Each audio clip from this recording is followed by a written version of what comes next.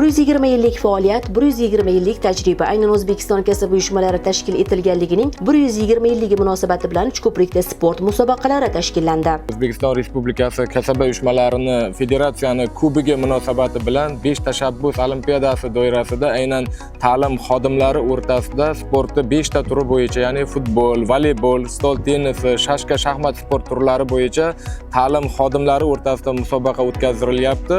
Aynan birinchi bosqich, ya'ni maktablarda, ta'lim muassasalarida sektor bosqichi bo'ldi. Undan keyin mana bugun, ya'ni tuman bosqichiga bugun mana shu sektorlarda g'olib bo'lgan jamoalar ishtirok etishyapti. Ta'lim va fan xodimlari kasaba uyushmasi Uchko'prik tuman kengashi tomonidan hududdagi 56-umumiy o'rta ta'lim maktabi musobaqani o'tkazish manzili sifatida belgilandi va ayni manzilda tuman maktabgacha maktab ta'limi tizimidagi maktablarda faoliyat yuritayotgan o'qituvchilar sportning 5 ta turi bo'yicha o'zaro bellashdilar.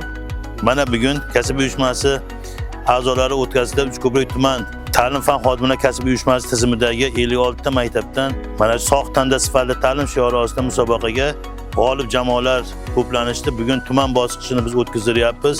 Bu musobaqada jami maktablarimizdan birinchi bosqichida 1680 nafar, hozir 122 nafar birinchi o'rinda olgan to'rala sektordan jamoalar ishtirok etyapti.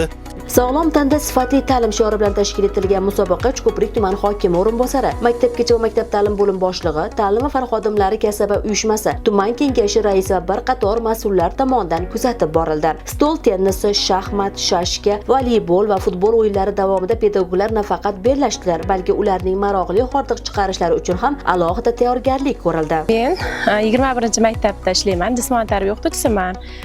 Shu sektor bosqichida stol tennis turidan birinchi o'rinda oldim va tuman bosqichida ishtirok etyapman. Musobaqa jarayoni juda ham shiddatli o'tmoqda, raqiblar kuchli. Bu musobaqada men Xudo xohlasa birinchi o'rinda olib, shu sport turi bo'yicha viloyat bosqichiga chiqmoqchiman. Mana shu musobaqalar tashkillagan tumanimizni kasaba uyushma raisiga katta rahmat aytaman. Qizg'in davom etgan musobaqa yakuniga ko'ra har bir sport yo'nalishidan 3 tadan g'oliblar aniqlandi. 120 nafar ishtirokchilar ichidan birinchi, ikkinchi hamda 3-chi o'rinni egallagan g'oliblar kasaba uyushmasi tomonidan esdalik sovg'alari hamda diplom bilan taqdirlandilar.